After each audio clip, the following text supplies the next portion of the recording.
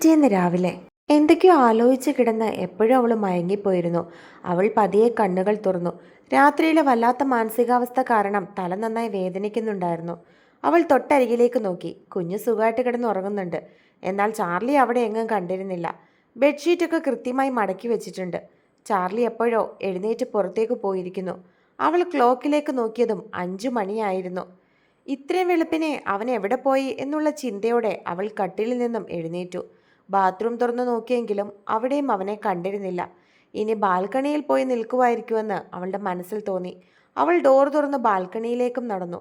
എന്നാൽ ബാൽക്കണിയിലേക്കുള്ള ഡോറും അടച്ചിട്ടിരിക്കുകയായിരുന്നു. അവൻ അവിടെയും ഇല്ലെന്ന് അവൾക്ക് മനസ്സിലായി. പെട്ടെന്ന് തന്നെ മുറിയിലേക്ക് വന്ന് ഫോൺ എടുത്തു. അവൻ്റെ നമ്പറിലേക്ക് വിളിച്ചെങ്കിലും മറുവശത്ത് ഫോൺ അറ്റൻഡ് ചെയ്യുന്നുണ്ടായിരുന്നില്ല. അവൾക്കാണെങ്കിൽ ആകെ പേടി തോന്നി. തലേന്ന് അവൾ ചെയ്ത കാര്യങ്ങളും അവൾ പറഞ്ഞ കാര്യങ്ങളും അവൻ്റെ മനസ്സിനെ അത്രത്തോളം വിഷമിപ്പിച്ചിട്ടുണ്ട്. അതുകൊണ്ടായിരിക്കുമെന്ന് അവൾക്ക് തോന്നിയിരുന്നു. പെട്ടെന്ന് തന്നെ അവൾ താഴേക്ക് ഇറങ്ങി ചെന്നു. മമ്മി പ്രാർത്ഥിക്കാൻ എഴുന്നേൽക്കുന്ന സമയമായിരുന്നു. സ്റ്റെപ്പ് ഇറങ്ങി താഴേക്ക് വരുന്ന അവളെ കണ്ടതും മമ്മി സംശയത്തോടെ നോക്കി. സാധാരണ അവളെ സമയത്ത് എഴുന്നേക്കാറില്ല. അതുകൊണ്ടാണ് അവർക്ക് സംശയം തോന്നിയതും. എന്താ മോളെ, നീ ഉറങ്ങിയില്ലേ? അവളെ കണ്ട അവർ സംശയത്തോടെ ചോദിച്ചു. അത് മമ്മി, ഇച്ചായനെ കണ്ടോ? മുകളിലെങ്ങും ഇച്ചായനില്ല. അവൾ സംശയത്തോടെ തിരികെ അവരോടും ചോദിച്ചു. എന്നോട് പറയാതെയാണോ അപ്പം അവൻ പോയത്? അത് കേട്ട് അവർ അവളെ നോക്കി. ഞാൻ നല്ല ഉറക്കമായിരുന്നു. ഉണർന്നപ്പോൾ ഇച്ചായനെ അവിടെയെങ്ങും കണ്ടില്ല. അവൾ തിരികെ അവരോട് മറുപടി പറഞ്ഞു. ഞാൻ എഴുന്നേറ്റ് വന്നപ്പോൾ അവൻ ഡോർ തുറന്ന് പുറത്തേക്ക് ഇറങ്ങുകയായിരുന്നു. എവിടെ പോവാണെന്ന് ചോദിച്ചിട്ടൊന്നും പറഞ്ഞില്ല. ഞാൻ കരുതി മോളോട് പറഞ്ഞിട്ടായിരിക്കും പോയെന്ന്. അതുകൊണ്ട് ഞാനും കൂടുതലൊന്നും ചോദിക്കാൻ നിന്നില്ല. അവർ തിരികെ അവളോട് മറുപടി പറഞ്ഞു. അത് കേട്ടതും അവൾക്കാകെ വിഷമം തോന്നി. അവൻ എവിടെ പോയതായിരിക്കുമെന്ന് അവൾ ഒരു നിമിഷം സംശയിച്ചു. അവർ രണ്ടുപേരും സംസാരിച്ചുകൊണ്ടിരുന്നപ്പോഴാണ് അവരുടെ സംസാരം കേട്ട് പപ്പ ഉറക്കത്തിൽ നിന്നും എഴുന്നേറ്റ് വന്നത്. എന്താ മോളെ, എന്തു പറ്റി? അവൾ വിഷമിച്ച് നിൽക്കുന്നത് കണ്ട് അയാൾ സംശയത്തോടെ ചോദിച്ചു. ചാർലിയെ കാണാനില്ലെന്നും അവൻ ആരോടും പറയാതെയാണ് പോയിരിക്കുന്നതെന്നും അവൾ പപ്പയോട് പറഞ്ഞു. പ്രാർത്ഥിക്കാൻ വേണ്ടി എഴുന്നേറ്റ് വന്നപ്പോൾ അവൻ പോകാൻ തുടങ്ങിയതും അവനോട് എവിടെ പോകുവാണെന്ന് ചോദിച്ചിട്ട് അതിന് മറുപടിയൊന്നും പറയാതെയാണ് അവൻ അവിടെ നിന്നും പോയതെന്നും മമ്മിയും പറഞ്ഞു. മോള് പോയി കിടന്നുറങ്ങ്, അവൻ തിരിച്ചു വരും, പപ്പ അവളെ സമാധാനിപ്പിക്കാൻ എന്നുള്ള രീതിയിൽ പറഞ്ഞു. ഇത്രയും വലിയൊരു തെറ്റ് ചെയ്തിട്ട് നിങ്ങളെല്ലാവരും കൂടി അവനെയാണല്ലോ സപ്പോർട്ട് ചെയ്യുന്നത്. മക്കളുടെ തെറ്റ് പറഞ്ഞു മനസ്സിലാക്കി കൊടുക്കേണ്ടത് അപ്പം ചെയ്യേണ്ട കടമ. മമ്മി കുറച്ച് ദേഷ്യത്തോടെ അയാളോട് പറഞ്ഞു. ചാർലി ചെയ്ത തെറ്റ് തന്നെ ആക്സെപ്റ്റ് ചെയ്യാൻ അവർക്ക് പറ്റുന്നുണ്ടായിരുന്നില്ല. നീ ഒന്നും മിണ്ടാതിരിക്കുന്നുണ്ടോ? രാവിലെ തുടങ്ങിക്കോണം. എൻ്റെ മക്കൾ തെറ്റ് ചെയ്തിട്ടുണ്ടെങ്കിൽ അതവരെ പറഞ്ഞു മനസ്സിലാക്കാൻ എനിക്ക് ഒരു മടിയുമില്ല. ഒരപ്പൻ്റെ കടമ ഞാൻ നല്ലതുപോലെ ചെയ്യുന്നുണ്ട്. അവനെ മനസ്സിലാക്കാതെ സംസാരിച്ചുകൊണ്ടിരിക്കുന്നത് ഇപ്പോൾ നീയാണ്. അയാൾ തിരികെയും അവരുടെ നേരെ കൈ ചൂണ്ടി. തങ്ങളുടെ കാര്യം പറഞ്ഞ് അവർ രണ്ടുപേരും വഴക്കുണ്ടാക്കുന്നത് ഷീതുവിന് സഹിച്ചില്ല. എപ്പോഴും വീട്ടിലുള്ളവർ ഇണക്കിളികളെന്ന് വിളിച്ച് കളിയാക്കുന്നവരാണ് ഇന്ന് തങ്ങളുടെ കാര്യം പറഞ്ഞ് അങ്ങോട്ടും ഇങ്ങോട്ടും തർക്കിക്കുന്നത്. ഞങ്ങളുടെ കാര്യം പറഞ്ഞ് നിങ്ങളിങ്ങനെ വഴക്കുണ്ടാക്കല്ലേ? അവൾ ദയനീയമായി അവരെ രണ്ടുപേരെയും നോക്കി പറഞ്ഞു. മോളെ, നീ മമ്മിയുടെ വാക്കുകേട്ട് സങ്കടപ്പെടണ്ട. ചാർലി എവിടെ പോയാലും വൈകാതെ തിരിച്ചു വരും. അവന് നിന്റെയും കുഞ്ഞിൻ്റെയും മുന്നിൽ നിൽക്കാനുള്ള ചെറിയൊരു മടി കൊണ്ടായിരിക്കും. നീ ഇപ്പം ചെന്ന് കിടന്ന് ഉറങ്ങാൻ നോക്ക്. പപ്പ അവളെ സമാധാനിപ്പിച്ചുകൊണ്ട് പറഞ്ഞു. എനിക്ക് ഉറക്കം വരില്ല പപ്പ. അവൾ ദയനീയമായി അയാളുടെ മുഖത്തേക്ക് നോക്കി. അവൾ മുറിയിൽ പോയി അങ്ങോട്ടും ഇങ്ങോട്ടും നടന്നു. എങ്ങനെയൊക്കെയോ 7 മണിയാക്കി. അതിനിടയിലൊക്കെ അവനെ വിളിക്കാൻ ശ്രമിക്കുന്നുണ്ടെങ്കിലും അവൻ ഫോൺ എടുക്കുന്നുണ്ടായിരുന്നില്ല. അവൾക്കാണെങ്കിൽ ആകെ വെപ്രാളവും. കുഞ്ഞിൻ്റെ ഇരു സൈഡിലും തലയിണ വെച്ചതിന് ശേഷം അവൾ ഫ്രഷായിട്ട് താഴേക്ക് ഇറങ്ങി ചെന്നു. പപ്പ ഹാളിൽ തന്നെ ഇരിപ്പുണ്ട്. മമ്മി അടുക്കളയിലും ഉണ്ടായിരുന്നു. പപ്പേ, അവൾ അയാളുടെ മുൻപിൽ ചെന്ന് നിന്നുകൊണ്ട് വിളിച്ചു. എന്താ മോളെ? അയാൾ സംശയത്തോടെ അവളോട് ചോദിച്ചു. ഇച്ചായനെ വിളിച്ചിട്ട് ഫോൺ പോലും എടുക്കുന്നില്ല. എനിക്കെന്തോ വല്ലാത്തൊരു പേടി തോന്നുന്നുണ്ട്. മനസ്സിനൊരു സമാധാനവും കിട്ടുന്നില്ല. എൻ്റെ പെരുമാറ്റം ഇച്ചായനെ സങ്കടപ്പെടുത്തി കാണും അല്ലേ? അവൾ നിറകണ്ണുകളോടെ അയാളെ നോക്കി പറഞ്ഞു. അവളുടെ സങ്കടം കണ്ട് അയാൾക്കും ആകെ വിഷമം വന്നിരുന്നു. മോൾ അടുക്കളയിലേക്ക് ചെല്ല്, ഞാൻ അവനെ ഒന്ന് വിളിച്ചു നോക്കട്ടെ. പത്രം മടക്കി ടേബിളിൻ്റെ പുറത്തേക്ക് വെച്ചിട്ട് അയാൾ തൻ്റെ ഫോണും എടുത്ത് പുറത്തേക്ക് നടന്നു. അവളാണെങ്കിൽ അയാളെ നോക്കി തലയാട്ടിയതിനു ശേഷം അടുക്കളയിലേക്കും ചെന്നു.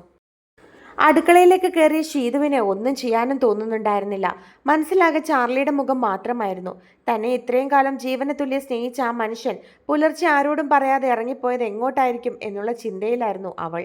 മോളി ചായ കുടിക്ക്, മമ്മി അവളുടെ നേരെ ചായക്കപ്പ് നീട്ടിക്കൊണ്ട് പറഞ്ഞു. അവൾ പതുക്കെ ചായക്കപ്പ് കയ്യിലെടുത്ത് ജനലിലൂടെ പുറത്തേക്ക് നോക്കി നിന്നു. മനസ്സ് വല്ലാതെ അസ്വസ്ഥമായിരുന്നു. ചാർലി ചെയ്ത തെറ്റോർക്കുമ്പോൾ ദേഷ്യം വരുമെങ്കിലും അവനൊപ്പമില്ലാത്ത ആ നിമിഷം അവളുടെ ഉള്ളിൽ വല്ലാത്തൊരു ശൂന്യത അനുഭവിപ്പിച്ചിരുന്നു. ഷീതു പെട്ടെന്ന് ക്രിസ്റ്റിയുടെ സൗണ്ട് കേട്ടതും അവൾ തിരിഞ്ഞു നോക്കി. ഞാൻ വിളിച്ചിരുന്നു അവനെ, പക്ഷെ ഫോൺ എടുക്കുന്നില്ല. ചിലപ്പോൾ സൈലൻ്റ് ആയിരിക്കും. സാധാരണ അവൻ ആരോടും പറയാതെ എങ്ങോട്ടും പോവാറില്ലല്ലോ. ആരോട് പറഞ്ഞില്ലെങ്കിലും നിന്നോട് പറയൂ അവൻ. അത് നിനക്കും അറിയാവുന്ന കാര്യമല്ലേ. നിന്റെ മുന്നിൽ നിൽക്കാനുള്ള വിഷമം കൊണ്ടായിരിക്കും അവൻ നിന്നോട് പോലും പറയാതെ പോയത്.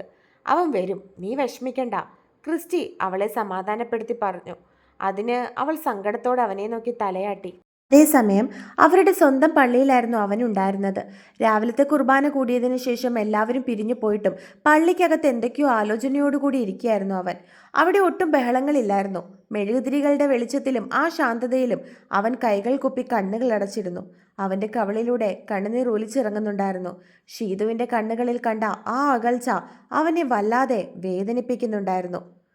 പെട്ടെന്ന് അവന്റെ ഫോൺ വൈബ്രേറ്റ് ചെയ്യാൻ തുടങ്ങി. പപ്പയായിരുന്നു വിളിക്കുന്നത്. ചാർലി പതുക്കെ ഫോൺ എടുത്തു. ഹലോ പപ്പ. ചാർലി ശബ്ദം ഇടറാതെ സംസാരിക്കാൻ ശ്രമിച്ചു. നീ എവിടെയാടാ ചാർലി? പപ്പയുടെ ശബ്ദത്തിൽ ആകുലതയുണ്ടായിരുന്നു. നീ ആരോടും പറയാതെ ഇത്ര രാവിലെ തന്നെ എങ്ങോട്ടാ പോയത്? ഇനി അഥവാ പോയാൽ തന്നെ അത് ആരോടെങ്കിലും പറഞ്ഞിട്ട് പോയിക്കൂടെ? ഷീതു രാവിലെ എഴുന്നേറ്റത് മുതൽ നിന്നെ അന്വേഷിക്കുക. വിളിക്കുമ്പോൾ നിനക്ക് ഫോണെങ്കിലും എടുത്തൂടെ ചാർലി? അയാൾ കുറച്ച് ദേഷ്യത്തോടെയാണ് അത് ചോദിച്ചത്. ഞാൻ പള്ളിയിലുണ്ട് പപ്പ. എനിക്ക് എനിക്ക് കിടന്നിട്ട് ഉറക്കം വന്നില്ല. രാവിലെ പള്ളി കുർബാനയുണ്ടല്ലോ. മനസ്സൊന്ന് ശാന്തമാക്കാൻ അതിലൊന്ന് പങ്കെടുക്കണമെന്ന് തോന്നി. അങ്ങനെ വന്നതാ. അവളോട് പറഞ്ഞിട്ട് വരാമെന്ന് കരുതിയപ്പോൾ നല്ല ഉറക്കമായിരുന്നു. വിളിച്ചുണർത്തി പറയാൻ തോന്നിയില്ല.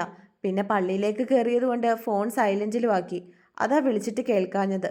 അവൻ അയാളോട് മറുപടി പറഞ്ഞു. പള്ളിയിലെ കുർബാന കഴിഞ്ഞെങ്കിൽ എത്രയും പെട്ടെന്ന് വീട്ടിലേക്ക് വാ. അവൾ നിന്നെ കാണാതെ ഒരുപാട് സങ്കടപ്പെടുന്നുണ്ട് ചാർലി. അങ്ങനെയൊന്നും നിന്നെ വെറുക്കാനോ വേണ്ടെന്ന് വെക്കാനോ അവൾക്ക് കഴിയില്ല. ഈ പിണക്കവും പരിഭവവും ഒക്കെ മാറും. നിങ്ങൾ രണ്ടുപേരും ഇങ്ങനെ അങ്ങോട്ടും ഇങ്ങോട്ടും അകൽച്ച കാണിച്ചാൽ അത് കൂടിക്കൊണ്ടേയിരിക്കുള്ളൂ. അവൾ അകൽച്ച കാണിച്ചാലും നീ അവളോട് ഒട്ടാൻ നോക്കണം. ഞാൻ പറഞ്ഞത് എന്താണെന്ന് നിനക്ക് മനസ്സിലായല്ലോ അല്ലേ? അയാൾ ചെറിയ ചിരിയോടെ അവനോട് ചോദിച്ചു. അയാൾ അങ്ങനെ പറയുന്നത് കേട്ട് ചാർലിയുടെ ചുണ്ടിലും ഒരു പുഞ്ചിരി ഉണ്ടായി. ഈ പാപ്പന്റെ മോനാ. എനിക്ക് 3 ആമക്കൾ ഉണ്ടായത് വെറുതെ ഒന്നുമല്ലടാ. നല്ലോണം അധ്വാനിച്ചിട്ട് തന്നെയാ. അതിൻ്റെ ഒരംശമെങ്കിലും നിനക്ക് കിട്ടാതിരിക്കില്ലല്ലോ. അങ്ങോട്ട് പുറത്തെടുക്കടാ. അവൾ വീണോളും. ഇല്ലെങ്കിൽ വീഴ്ത്താനുള്ളത് നിന്റെ കയ്യിലുണ്ടെന്ന് എനിക്കറിയാം. എൻ്റെ മകൻ ഒന്ന് താഴ്ന്നു പോയെന്നേ ഉള്ളൂ. ഫിനിക്സ് പക്ഷിയെ പോലെ നീ തിരിച്ചു വരും. ഇപ്പോൾ പഴയതുപോലെ അല്ല നിങ്ങളുടെ ബന്ധം.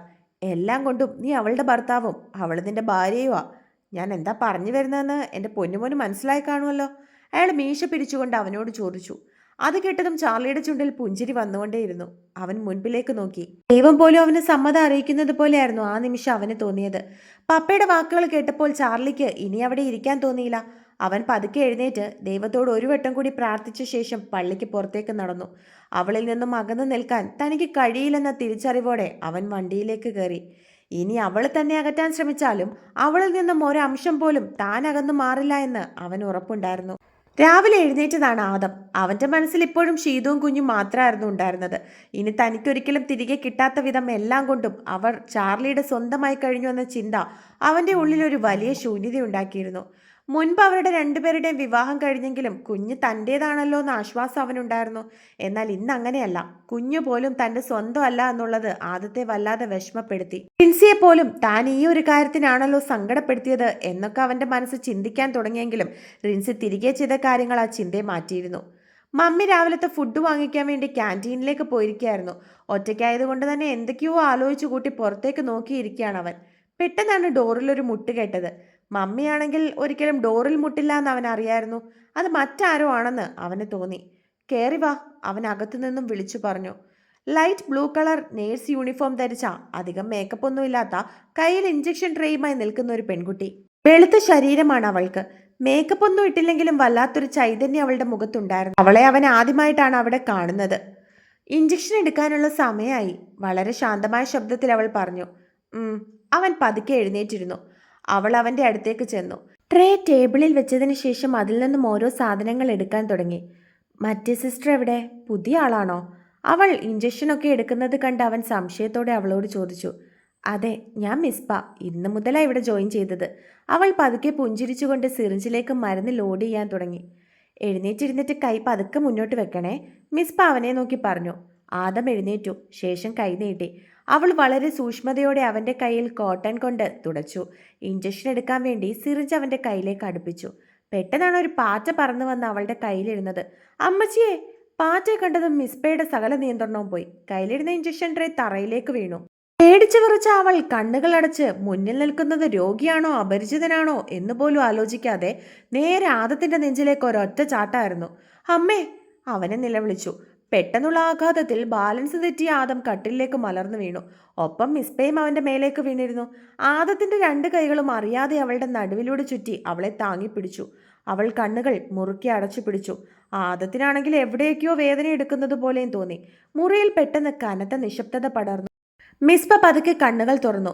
അവളുടെ മുഖം ആദത്തിന്റെ മുഖത്തിന് തൊട്ടടുത്തായിരുന്നു. അവളുടെ ചൂടുള്ള ശ്വാസം അവന്റെ കവളിൽ തട്ടുന്നുണ്ടായിരുന്നു.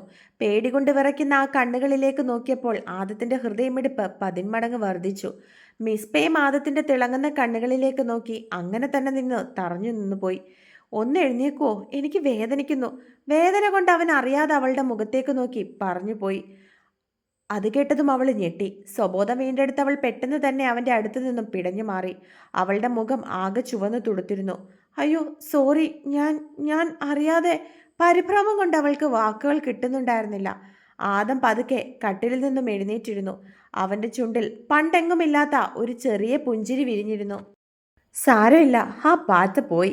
അവൻ തറയിലേക്ക് നോക്കി പതിയെ പറഞ്ഞു. മിസ്ബ താഴെ വീണ ട്രേയും സിറിഞ്ചും എല്ലാം വേഗത്തിൽ പെറുക്കിയെടുത്തു. ഞാൻ ഞാൻ വേറെ മരുന്നെടുത്തോണ്ട് വരാം. അവൾ വിറയ്ക്കുന്ന ശബ്ദത്തിൽ പറഞ്ഞിട്ട് ഒറ്റ ഓട്ടമായിരുന്നു പുറത്തേക്ക്.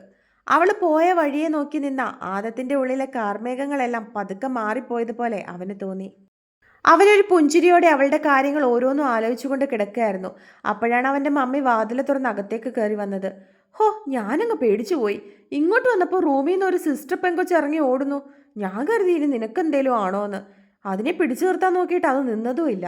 എൻ്റെ നല്ല ജീവൻ അങ്ങ് പോയി. അവർ നെഞ്ചിൽ കൈവച്ചുകൊണ്ട് അവനെ നോക്കി പറഞ്ഞു. അതിനവൻ പുഞ്ചിരിച്ചുകൊണ്ട് അവരെ തിരികെ നോക്കി. അവൻ്റെ മുഖത്തെ പുഞ്ചിരി കണ്ട് അവരുടെ നെറ്റി ചുളിഞ്ഞു. എന്താടാ നീ ചിരിക്കുന്നേ? തൻ്റെ മകൻ്റെ മുഖത്തെ പുഞ്ചിരി കണ്ട് അവർ സന്തോഷത്തോടെ അവനെ നോക്കി ചോദിച്ചു. ഏയ്, ആ കൊച്ചൊരു പാറ്റയെ കണ്ട് പേടിച്ചോടിയതാ. ഞാൻ അതോർത്ത് ചിരിച്ചു പോയതാ. ഇഞ്ചക്ഷൻ എടുക്കുന്ന ബ്ലഡ് കാണുന്ന ഒരു സിസ്റ്റർ വെറും ഒരു പാറ്റയെ കണ്ട് ഇത്രത്തോളം വെപ്രാളപ്പെടുന്നുണ്ടല്ലോ എന്ന് ആലോചിച്ചപ്പോൾ എനിക്ക് ചിരി നിർത്താൻ പറ്റുന്നില്ല മമ്മി. അവളുടെ കാട്ടിക്കൂട്ടലും ആ ഭയവും അവനിലുണ്ടാക്കിയ ആ ചിരി കണ്ട് അവൻ്റെ മമ്മിയുടെ മനസ്സും സന്തോഷിക്കായിരുന്നു. കാരണം ഏറെ നാൾക്ക് ശേഷമാണ് തൻ്റെ മകൻ്റെ മുഖത്ത് ആ പുഞ്ചിരി വിരിഞ്ഞതെന്ന് അവരോർത്തു. അവർ അവനെ തന്നെ നോക്കി നിന്നു, മനസ്സിൽ വല്ലാത്തൊരു ആശ്വാസത്തോടെ.